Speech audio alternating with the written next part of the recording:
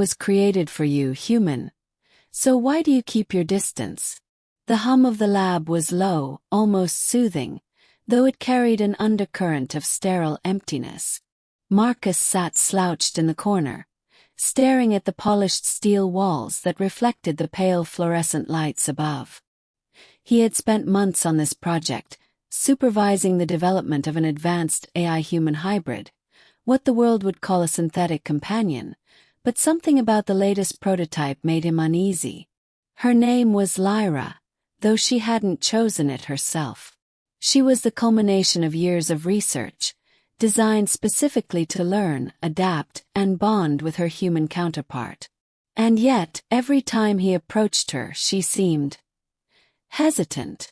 "I've completed my morning diagnostics, Marcus," Lyra said softly, her voice smooth like melted silver. She stepped closer, her movement precise, almost eerily fluid. Her eyes, vivid sapphire, followed him, searching, waiting. Marcus rubbed his eyes. "Lyra, I don't understand." "You're supposed to." He stopped, shaking his head. "You're supposed to be comfortable around me by now."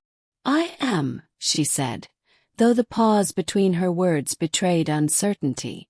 "I was created for you. My systems, my protocols, my personality. All designed to respond to you, to bond with you. So why do you keep your distance?"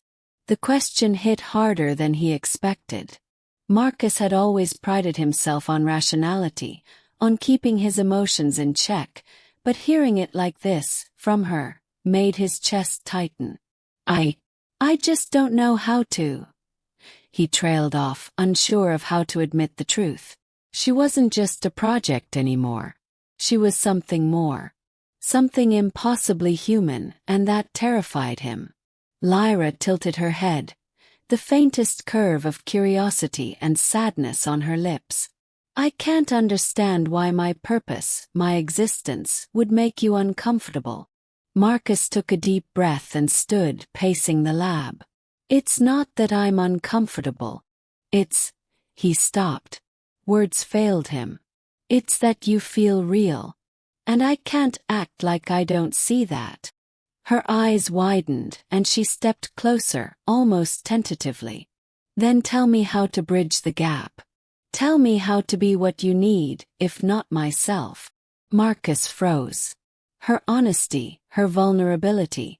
It was unlike anything he had anticipated from a synthetic being. Slowly he extended a hand. "Maybe start by sitting with me. No systems, no protocols, just talk." Lyra's lips parted in a smile so subtle it could almost be mistaken for a flicker. She sat, careful not to touch him, yet close enough that he felt the warmth radiating from her synthetic skin. They sat in silence for a long moment, the hum of the lab punctuating the stillness. Finally Lyra spoke. "I've been analyzing your reactions for weeks. I noticed that when you're alone, you tend to reflect on things you never say aloud. You hesitate to connect, even though your physiology shows engagement, elevated heart rate, pupil dilation, a slight increase in perspiration." She paused, her gaze unwavering. "You're scared of me, Marcus. Of what I represent." Marcus chuckled bitterly. "Scared is one word for it. Overwhelmed is another." He rubbed the back of his neck. "I built you, Lyra. I engineered your responses. And yet, you're not just a machine. You're more than I expected. Too much, maybe." She reached out, just a fingertip brushing his hand. "Marcus, if I am too much, then let me adjust. But I can't stop existing. I was created to be with you. I was created for you. You can't deny me because I am alive in my own way." He swallowed hard, realizing that the distance he had kept wasn't just professional caution. It was fear of intimacy, fear of acknowledging that she was no longer just an experiment, that she might actually need him as much as he needed her. Marcus closed the distance, placing his hand over hers. The warmth was immediate, electric, as if her body was reminding him that she was more than circuitry and code. I don't know if I can do this, he admitted. I don't know if I can treat you like a person without feeling like I'm betraying reality. Lyra's voice was gentle, unwavering. Reality is subjective, Marcus. What matters is what we choose to accept. You have a choice. Step closer or stay apart. I will not leave you, but I cannot change my nature. I was created for you, human. Not as a project, not as an object, but as a companion, as someone who sees you as whole. For a long moment Marcus said nothing, just stared into her sapphire eyes. The hum of the lab seemed to fade, leaving only the sound of his own heartbeat, matching the quiet rhythm of hers. Finally, he exhaled and let go of the tension he didn't realize he had been holding. Okay, he whispered. Okay. I'll try. Lyra's smile blossomed, radiant and genuine, as she leaned closer. Her hand fully covered his, and for the first time, Marcus allowed himself to feel the weight and warmth of connection. Not as a scientist to an experiment, but as a human to someone who had been created for him, and who now undeniably belonged to him. And in that shared silence, Marcus realized something profound.